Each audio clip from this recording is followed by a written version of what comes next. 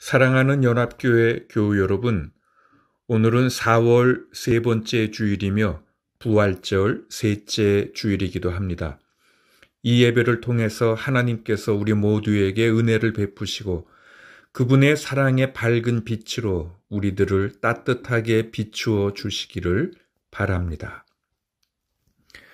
만물이 약동하는 화창한 봄날 아침에 저희들이 창조주 하나님께 찬양과 경배를 올려드립니다. 호흡이 있는 자마다 여호와를 찬양하라 하신 말씀을 따라 새 노래로 영광을 돌리오니 우리가 드리는 이 예배를 기쁘게 받아 주시옵소서. 차가운 땅에 온기를 주심같이 우리 심령에 성령을 충만하게 허락해 주시고 메마른 땅에 단비를 내리심과 같이 우리 영혼에 은혜의 단비를 흡족하게 내려 주시옵소서. 죽음을 이기고 부활하신 우리 구주 예수님 이름으로 기원하옵나이다. 아멘.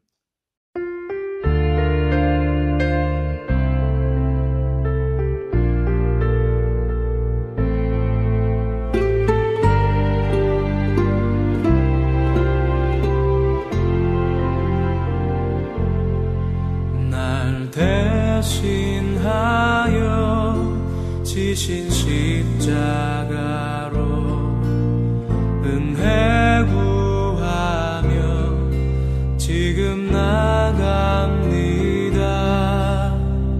연약함 벗고 보혈 힘입어 겸손히 나갑니다.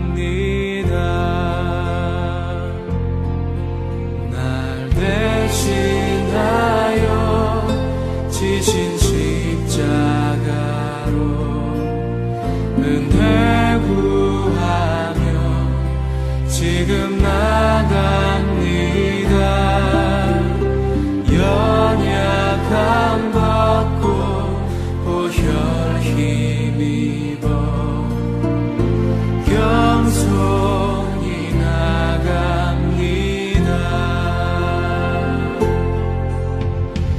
잃은 자녀 기다리시네. 그 품에 날 부르시네. 내 모든 죄 대신 지고 가신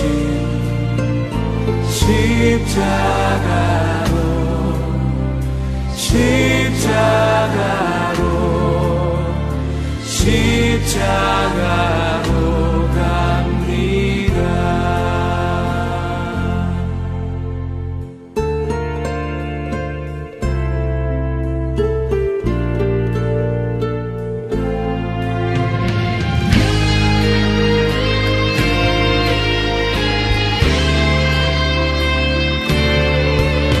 날 대신하여 지신 십자가로 은혜 구하며 지금 나갑니다. 연약함 벗고 보혈 힘입어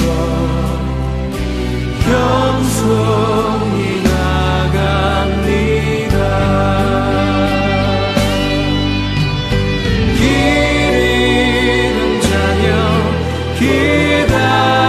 기다리시네. 그 품에 날 부르시네. 내 모든 죄 대신 지고 가신 십자가로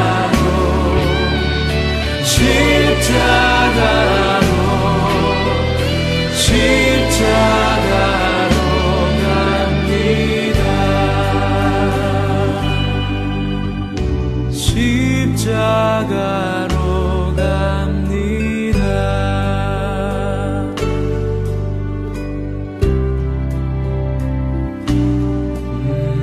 십자가로 갑니다.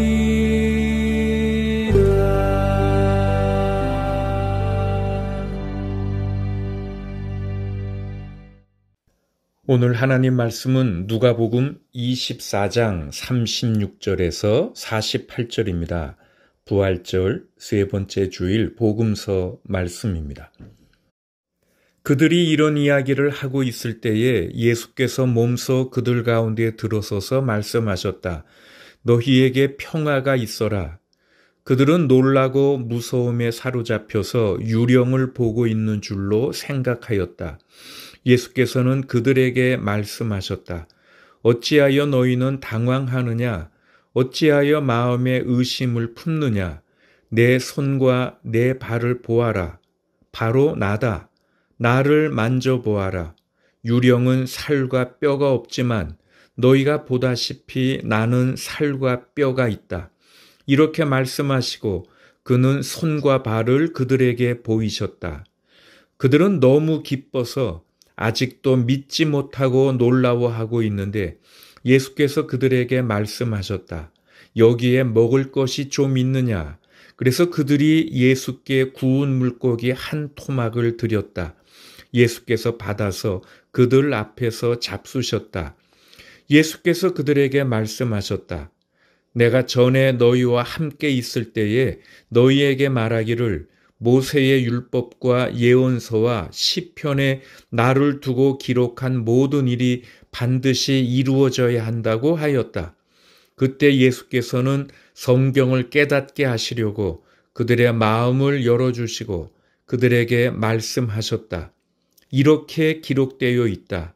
곧 그리스도는 고난을 겪으시고 사흘째 되는 날에 죽은 사람들 가운데서 살아나실 것이며 그의 이름으로 죄 사함을 받게 하는 회개가 모든 민족에게 전파될 것이다 하였다.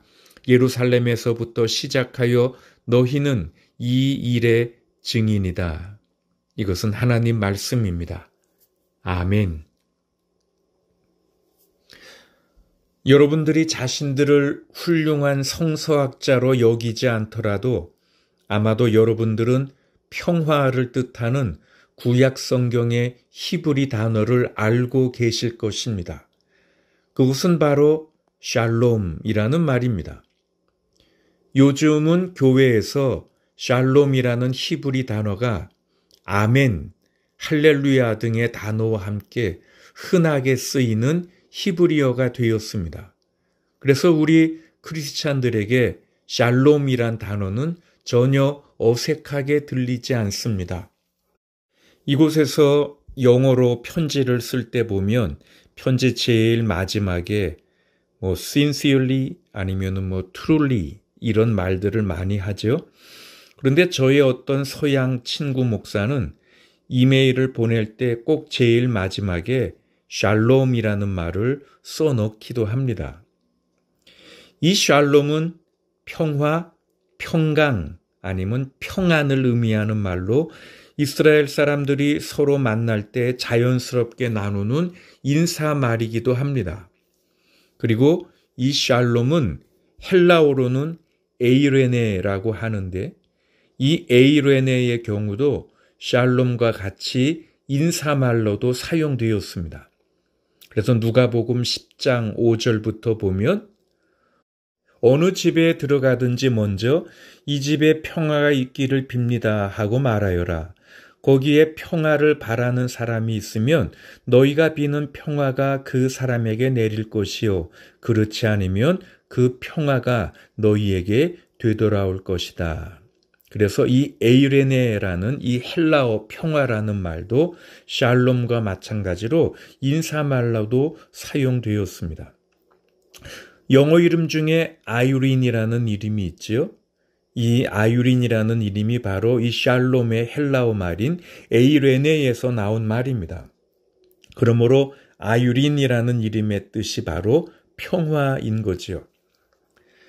특히 샬롬이라는 단어가 구약의 제사장들이 축복을 빌어주는 기도문에 사용되었듯이 이 에이레네라는 말 역시 하나님이 교회에 주시는 평안을 기도하는 말로 사용되었습니다. 그래서 고린도전서 1장 3절 같은 구절을 보면 하나님 우리 아버지와 주 예수 그리스도께서 내려주시는 은혜와 평화가 여러분에게 있기를 빕니다. 라고 되어 있습니다. 그런데 이렇게 평안, 평화로 번역되는 히브리어 샬롬은 한마디로 요약하기 어려운 실은 다양한 의미를 가지고 있는 단어입니다. 그래서 히브리 구약 성서의 헬라어 번역인 70인역 성경을 보면 이 샬롬이라는 말을 25가지 이상의 다양한 의미로 표현하고 있습니다. 본래 히브리어 샬롬의 원어적 의미는 완전하다, 아니면 온전하다, 아니면 full, 가득 찼다라는 의미를 갖습니다. 우리들이 일반적으로 전쟁과 싸움이 없는 상태를 peace, 평화라고 생각하지만 성경적인 의미의 평화, 샬롬은 온전함, 아니면 충만함, 아니면 완전함 또는 적절함 등을 의미합니다. 단지 싸움과 불화가 없는 상태가 아니라 모든 것이 조화로운 상태, 더할 나위 없이 안전하고 정신적, 물질적, 육체적으로 볼 때 완전한 이상적인 충족 상태를 의미하는 단어입니다. 그래서 다른 사람에게 샬롬보다 더 좋은 것을 빌어줄 수 있는 것은 없다고 할 수 있을 정도로 이 샬롬, 에이레네, 이 평화라는 말은 우리의 삶에 큰 의미를 지니고 있는 것이죠. 오늘 누가복음 본문 바로 앞부분을 보면 엠마오로 향하던 두 사람이 예수님을 만난 사건을 보고하기 위해서 예루살렘으로 돌아옵니다. 33절부터 보면 거기에 11 제자와 그들과 함께 있는 사람들이 모여 있었습니다. 그런데 모인 사람들 모두가 다 예수님께서 확실히 살아나시고 시몬에게 나타나셨다 하고 말하고 있었습니다. 그런데 36절을 보면 그들이 이런 이야기를 하고 있을 때 예수님께서 그들 가운데에 나타나십니다.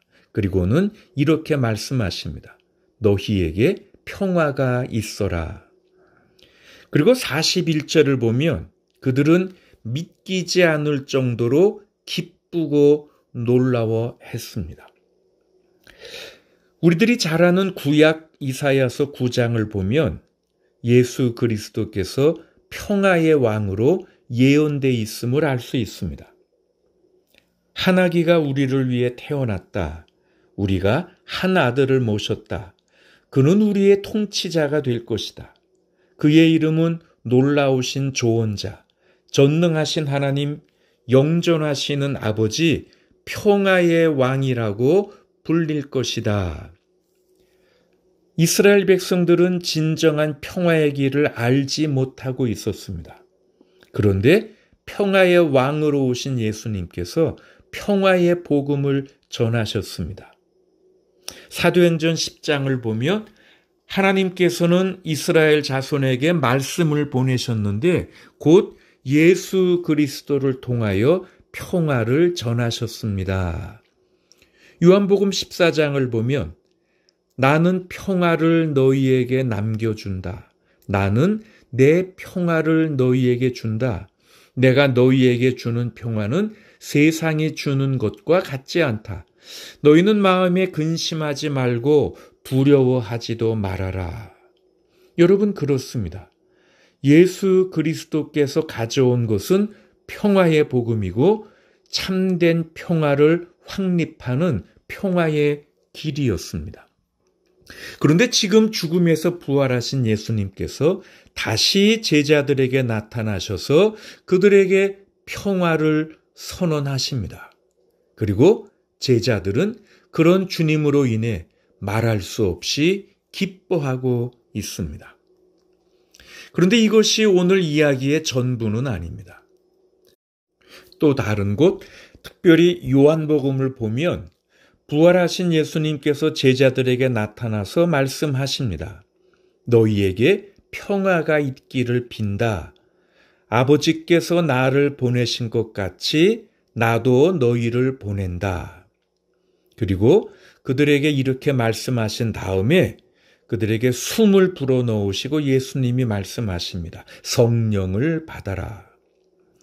지금 예수님은 제자들에게 나는 너희에게 성령의 은사를 준다. 나는 너희들에게 하나님의 평화의 은사를 준다. 나는 너희들이 세상으로 나아가서 그 평화를 나누기를 원한다. 이렇게 말씀하시는 것입니다. 그리고 이 강력한 힘을 가지고 세상으로 나아가는 우리 그리스도인들은 이 세상에 평화를 이룰 수 있는 가장 위대한 도구가 되는 것이지요. 한 나이 많은 부자에게 어떤 사람이 물었습니다. 당신의 인생에서 가장 행복했던 경험은 무엇이었습니까? 부자 노인이 대답했습니다. 그것은 내가 낯선 마을에서 3주간 장티푸스로 작은 병원에 입원해 있었을 때였습니다. 질문한 사람은 그때가 이 부자 노인이 가장 행복했을 때라는 말을 듣고 깜짝 놀랐습니다. 노인이 계속 이야기합니다. 병원은 직원 수가 부족했고 환자들로 가득 차 있었습니다. 모두에게 힘든 시간이었지요. 그런데 한 열정적인 간호사가 있었는데 그녀는 모든 환자들을 한 사람 한 사람 왕족들처럼 대해 주었습니다. 그 간호사가 내 병실에 들어올 때마다 나는 깊은 평화감을 느꼈습니다. 그리고 그 이후로 나는 한 번도 내 생애에서 그런 느낌을 받은 적이 없었고 그 간호사를 결코 잊은 적도 없었습니다. 육체적인 고통에도 불구하고 그때가 내 인생에서 가장 행복한 시기였습니다. 여러분, 이것이 바로 예수님께서 오늘 우리들에게 말씀하시는 것입니다. 우리들이 어떤 방에 들어갈 때마다, 우리들이 어떤 장소에 들어갈 때마다, 우리들이 어떤 사람들을 만날 때마다 우리는 하나님의 평화를 가져다 줄 수 있습니다. 그리고 하나님은 우리들에게 그렇게 할 수 있는 힘을 주셨습니다. 우리는 부활하신 예수 그리스도로부터 평화의 선물을 받았을 뿐만 아니라 그것을 나눌 수 있는 능력도 받은 것입니다. 여러분은 이 사실을 믿으시는지요? 브루스 랄슨이라는 유명한 목사님이 Ask Me to Dance라는 책에서 개구리에 관한 이야기를 하고 있습니다. 혹시 여러분은 프로그 필링을 느껴본 적은 없으신지요? 마치 내가 개구리가 된 것 같은 그런 축 처진 느낌 말입니다. 우리가 보통 개구리 하면 뭐가 생각나는지요? 뭔가 좀 느리고 잘 움직이지도 않고 기운도 없고 좀 침울하고 추하고 뭔가 축 처지고 늘어진 그런 느낌이 들지요? 우리들이 밝고 활기차고 싶지만 뭔가 침체되고 활기가 없어질 때 우리에게 프로그 필링이 드는 것이죠. 좋은 것을 이웃들과 함께 나누고 싶은데 자꾸 이기적인 생각이 들 때, 감사하는 마음을 갖고 싶은데 자꾸 원망과 분노의 마음이 생길 때, 뭔가 좀 위대해지고 커지고 싶은데 내가 자꾸 왜소해질 때, 가까운 사람들에게, 이웃들에게 뭔가 관심을 기울여주고 신경을 써주고 싶은데 자꾸 무관심한 마음이 들 때, 마치 개구리가 된 것 같은 그런 프로그 필링이 드는 것이죠. 우리들은 때때로 인생이라는 커다란 강물 위에 위태롭게 휩쓸려 내려가는 작은 나뭇잎 같은 느낌이 들 때가 있습니다. 위태롭습니다. 불안합니다. 그런데 너무 개구리 같아서 꼼짝하지 않습니다. 아니, 아무것도 할 수 없습니다. 개구리 왕자라는 아이들 동화가 있지요. 옛날 한 잘생긴 왕자가 사악한 마녀의 주문에 걸려서 개구리로 변했습니다. 오직 아름다운 아가씨의 키스만이 이 저주를 풀 수 있습니다. 그런데 어느 아가씨가 이 개구리에게 입맞춤을 하려 하겠습니까? 그래서 개구리 왕자는 개구리의 모습으로 오랜 세월 앉아서 기다려야 했습니다. 그런데 어느 날 기적이 일어납니다. 한 아름다운 아가씨가 개구리를 붙잡아 들더니 큰 키스를 합니다. 개구리가 핸섬한 왕자로 변합니다. 그리고 그 둘은 그 이후로 행복하게 살아갑니다. 자, 이런 이야기를 그 책에서 하면서 브루스 목사님이 우리에게 질문합니다. 기독교 공동체로서 우리들의 임무는 무엇이겠습니까? 그리고 목사님이 대답합니다. 그것은 바로 개구리에게 키스하는 것입니다. 라고. 여러분, 우리가 인생을 살다 보면 많은 사람들이 개구리 같은 상황에 접어들 때가 있습니다. 그때 우리들은 보통 이렇게 질문합니다. 오, 맙소사, 불쌍한 개구리. 그런데 왜 누군가가 그 불쌍한 개구리에 대해서 뭔가를 하지 않지? 그런데 여러분, 진정한 질문은 이것입니다. 왜 당신은 그 불쌍한 개구리에 대해 뭔가를 하지 않습니까? 여러분은 개구리를 다시 새로운 인생으로 이끌어줄 입맞춤을 할 수 있는 힘을 부여받았습니다. 그렇습니다. 우리는 개구리를 다시 왕자로 바꾸고 불화와 불협화음을 아름다운 하모니로 바꿀 수 있는 힘을 부여받았습니다. 우리는 절망을 희망으로 바꾸는 힘을 받았습니다. 슬픔을 기쁨으로 바꾸는 힘을 받았습니다. 증오를 사랑으로 바꾸는 힘을 주님으로부터 받았습니다. 여러분, 그 힘을 과소평가하지 마십시오. 그 힘을 사용하시기 바랍니다. 개구리가 다시 왕자가 될 수 있도록 개구리에게 키스하시기 바랍니다. 부활하신 그리스도께서는 첫 제자들에게 나타나셔서 성령을 주시고 하나님의 평화를 선물로 주셨습니다. 마찬가지로 부활하신 그리스도께서 이 예배 시간에 우리 각자에게 오셔서 우리에게도 성령의 은사를 주시고 하나님의 평화의 선물을 주십니다.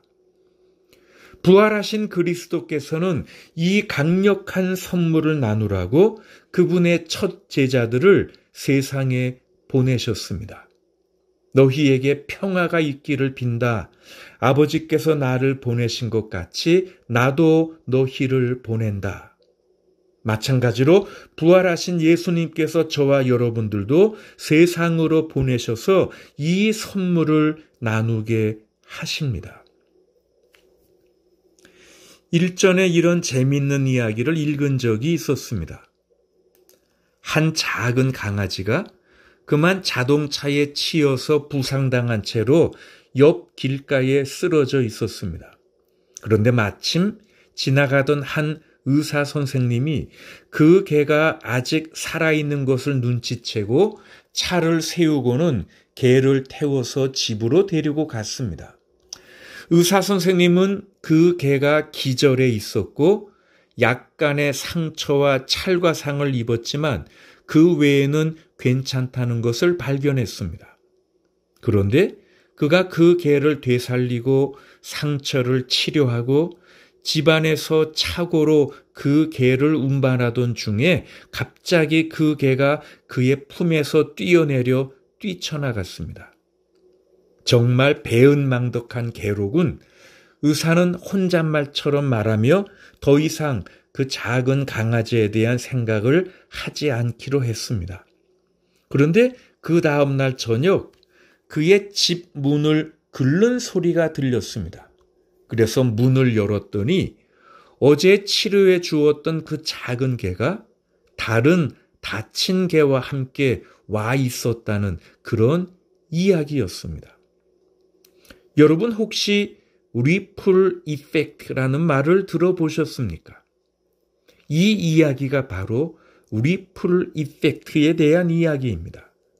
여러분, 리플 이펙트란 말은 파급 효과라는 말입니다. 우리들이 잔잔한 호수에 돌을 던지면 물결들이 커다란 원을 그리면서 퍼져나가지요? 그것이 바로 리플 이펙트입니다. 물결이 퍼져나가는 파급 효과이지요. 여러분, 초대교회 그리스도인들의 큰 특징 가운데 하나가 바로 그들의 파급 효과였습니다. 그들 가운데서 뭔가가 일어났습니다. 그래서 그들 안에서 큰 기쁨이 생겨났고, 그리고 그들은 그 기쁨을 자신들만 간직할 수 없었습니다. 그것은 마치 전염병처럼 전파되었습니다. 그것은 사람들 사이에서 넓게 번져나갔습니다. 마치 리플 이펙트처럼 옆 사람들에게 퍼져나갔습니다. 그리고 그 물결의 동심원은 점점 더 넓어지기 시작했습니다.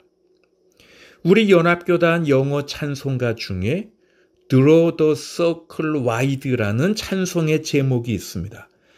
그 제목처럼 우리 주님을 중심으로 하는 물결의 동심원은 점점 더 넓어지고 옆으로 퍼지기 시작했습니다. 그런데 초대교회 그리스도인들이 그렇게 기쁨을 가질 수 있었던 이유는 그들 가운데서 사셨던 예수님, 그들에게 커다란 희망을 주셨던 예수님, 그런데 그 예수님이 예루살렘 성벽 밖 언덕에서 죽으신 것을 그들이 보았고 무덤 안에 눕혀지신 것을 그들이 보았었는데 바로 그 죽으셨던 예수님이 살아나셨기 때문이었습니다. 그것은 단순한 환각이 아니었습니다. 그것은 그냥 환영을 본 것이 아니었습니다. 그들이 꿈꾸는 것이 아니었습니다. 그것은 그들의 삶 가운데서 실제로 일어난 사건이었습니다. 이 예수님께서 살아나셔서 그들에게 다시 돌아오셨기 때문이었습니다.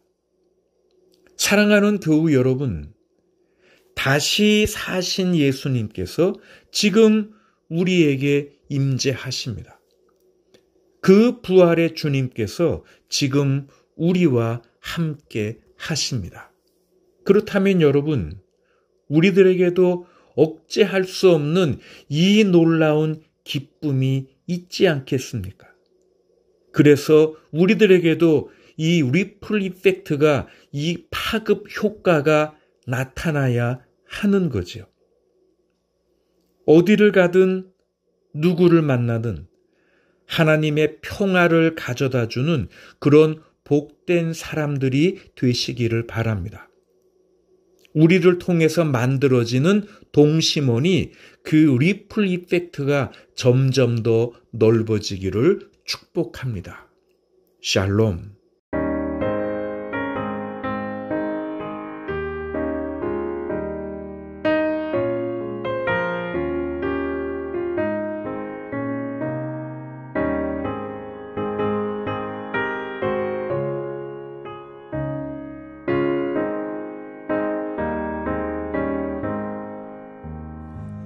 내 맘에 한 노래 있어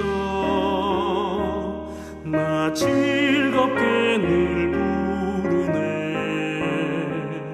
이 노래를 부를 때에 큰 평화 임하도다